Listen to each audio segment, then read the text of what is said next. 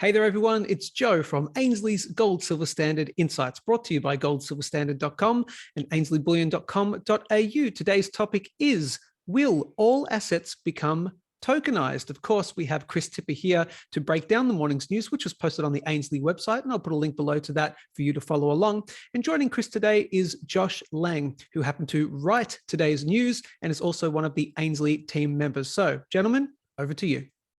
Thanks, Joe. We have a bit of a change of pace with the news today, shifting our focus away from the turbulent times in the markets to looking at an emerging trend that's obviously we're very keen on here at Gold and Silver Standard, which is the tokenisation of physical assets. This is an area Josh has been particularly interested in as part of his role in bringing our gold and silver physically backed tokens to life. So it will be great to get him to guide us a little bit deeper in exploring some of the specifics of tokenisation, where we currently are with the tech and innovation, as well as some of the bigger picture implications of where we're heading in the space generally. It's certainly an exciting area to be a part of. So, Josh, the first thing I'd like to know is, what is tokenization? Can you give us that sort of big picture overview for people who might not quite be sure what we're talking about here? Sure. Thanks, Chris. So there is a lot to unpack with it. Obviously, we do have our gold and silver, but I just think we should touch on the bigger picture stuff a bit earlier, and hopefully convince some people watching that, you know, tokenization isn't just a buzzword, there's actually more to it. So I think the biggest proof of this is that central banks globally are in the process of actually tokenizing currencies. Again, that's one I'll probably get into a bit later on in these videos, but covering the basics, tokenization is just turning a real world asset into a tokenized form and pretty much putting it on the blockchain. So there's a blockchain version representing the real asset. So I think most people, their biggest question with that is, well, you know, why? Or that's too complex sounding to me. But really, when we're talking tokenizing, it's simply referring to, I think, changing the train tracks which systems and infrastructure run on. It's moving away from an old, expensive and clunky rail to something that's a bit more efficient and transparent, just like blockchain. So for the average person, I reckon they won't even realize that they're using blockchain. It'll just bring extra benefits, and we'll probably get into that shortly too. But whenever I'm talking to people about it, I tell them it's kind of like the internet. I personally have no idea how it works, and most people probably don't. But we all certainly take full advantage of the rewards that technology brings, along with, you know, conveniences and access to information that it provides, among many other things.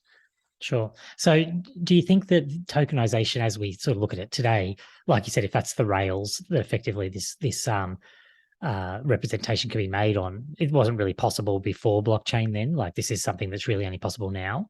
Yeah, that's correct. Yeah. So there's many benefits that can also come from that, from being on blockchain. And the good thing is that the possibilities truly are endless. It's theoretically, we can build anything on blockchain.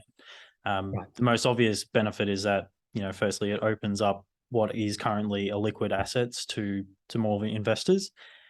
So in the real world right now, there's a limit to the level of, you know, fractionalization possible with real world assets. You can't imagine selling a 1/20th of an apartment because you just can't break it up like that. But if that asset is put on the blockchain and tokenized, that limitation can actually be removed. And that's where it's possible to buy and sell, you know, fractional parts and break up the ownership of assets like real estate, which are traditionally really hard for a broad amount of people to participate in. You can imagine how helpful that might be for a lot of people, even my age, who are looking at the housing market, particularly here in Australia, and thinking, I don't know how I'm ever really going to get into this. But just to maybe rattle off a few other benefits as well, and these are all big things in their own, but I'll just rattle them off. You got reduced settlement times, greater interest yields, infrastructure upgrades, decreased financing costs associated with even share trading. We can improve regulatory frameworks. We can improve asset liability management, and also just increase the amount of collateral and liquidity available in the market. And I think that's some good points that you raised there. These are benefits that actually people are looking for. So it makes sense that a lot of things will go down this tokenization path.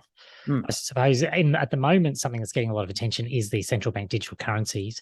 And I think people often, particularly in the crypto space, go to a lot of effort to differentiate that a CBDC isn't the same as, for example, a Bitcoin or Ethereum token. It's a whole different thing. But Can you maybe give us a little bit of an overview of what the central bank digital currencies are and how probably they're a little bit different from what we're used to experiencing in the crypto market? Yeah, so it's a good example of changing the rails that we're working on. So I actually wrote about this in the Ainslie News back in 2020 in an article called "What CBDCs Mean for Your Wealth." And back then, it was just an idea that central banks were exploring. It wasn't even a real thing, really. But we've come a very long way since then. And just the other day, actually, the RBA announced that they've officially launched a test for what they're calling EAUD. And I think they'll post a report of their findings by mid next year. And while that EAUD will remain in-house at the RBA for the test, it's very topical at the moment with the currency crisis that's been going on that we've been covering here in Insights. So CBDCs could be that perfect solution to the dollar wrecking ball, and a way for countries to actually get around being forced to use the US dollar as a reserve currency. So it does look like CBDCs are here to stick around for the long term, and they're happening, and it's not far away. And that's definitely being sped up by the fact that we have a currency crisis going on right now. When I sort of put on that crypto purist hat of mine, the idea of them seems like a bit of a betrayal from what the essence of blockchain and crypto are meant to represent. Yep. You know, CBDCs might not be the original idea of what it was, but the development is good for the rest of the space, the blockchain and tokenization space, because it just adds legitimacy, regulatory framework, and all that. And of course, being a potential currency crisis solution. But, and it's probably a really big one for a lot of people, it's important to remember that central banks, they love to print money. And without a doubt, they will be creating a digital currency without a supply limit. So unlike Bitcoin, which has, you know, a hard cap, I can't see the central bank doing that. So even as the world moves all finances to the digital space, I think it still remains important for us to own inflation hedging assets, such as, you know, precious metals and gold and silver-backed crypto, such as our AUS and AGS tokens. So, and that's the point I was trying to sort of get across there, that even though they might be using those same rails, they're not the same thing, are they? Because when you talk about tokenized gold, for example, that's not the same as tokenized fiat currency with an unlimited cap. Can you just actually dig in a little bit more on that? Like specifically what it means to have tokenized gold, like that it's real gold? Yeah, so I think this is this might be something good touching on with NFTs particularly. So obviously we do have our tokens which are 1-for-1 backed, but NFTs are sort of another step upon that and probably relate further back to digitizing and tokenizing all assets. So to think with NFTs, currently they sort of represent, you know, something interesting, cultural artwork, community. It's sort of surface level utilization of that technology. Arguably the NFT space is still in its infancy phase, and traditional crypto was kind of like that back in 2017 as well. Yeah. You know, with 2017, we're here and we saw new projects every day who were pretty much copy and paste of Bitcoin, you know, pretending to be the new worldwide currency for all the users. Some examples, these are all good projects in their own right, but examples of it are Litecoin, Ripple, Bitcoin Cash. They all still exist, but they're sort of living in the shadows of their former glory, which back in 2017, I think you'll remember, Chris, they just went nuts. Absolutely. I think we can draw similar parallels to NFTs copying Bored Apes with what happened late last year. Everything sort of came out and they were all copy and paste of this, you know, fun artwork, community sort of style thing. But I can't see that being the ultimate, you know, version of what NFTs are.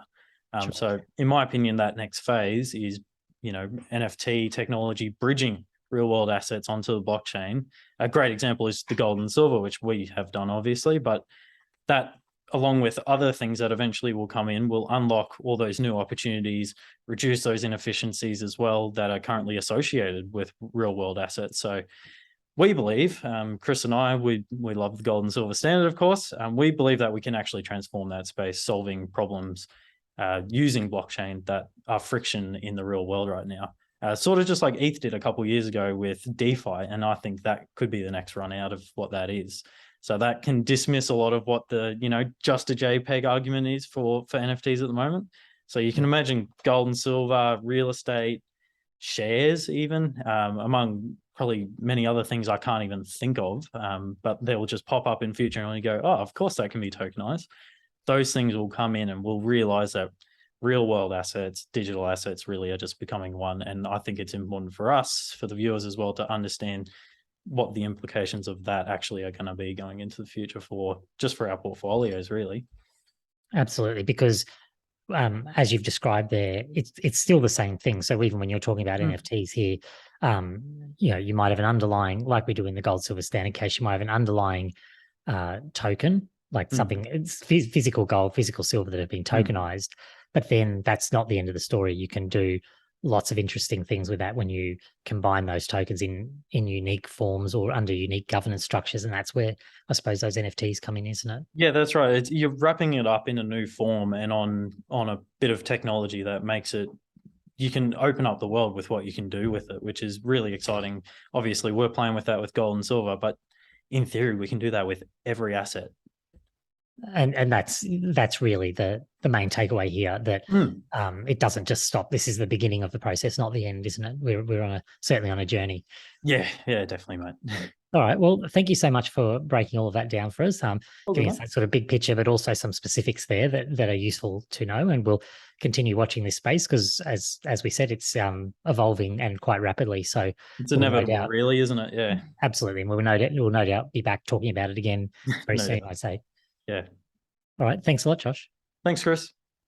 Thanks so much for being on the show, Josh and Chris. I'll see you on the next one. And for the audience, head over to the Discord channel. That's discord.gg/gold to continue the conversation. Josh and Chris will be on there for the next 1 or 2 hours after the upload of this video. So it's the perfect opportunity to ask your questions and also give us some valuable feedback. So head over there. I want you to like, share, and subscribe to the YouTube channel, youtube.com/Ainslie Bullion, for the wide variety of informational videos we provide 5 days a week. And of course, head over to goldsilverstandard.com. That is bringing gold and silver into the digital world. As we always say at the end here, balance your wealth in an unbalanced world. Take care. We'll see you next time.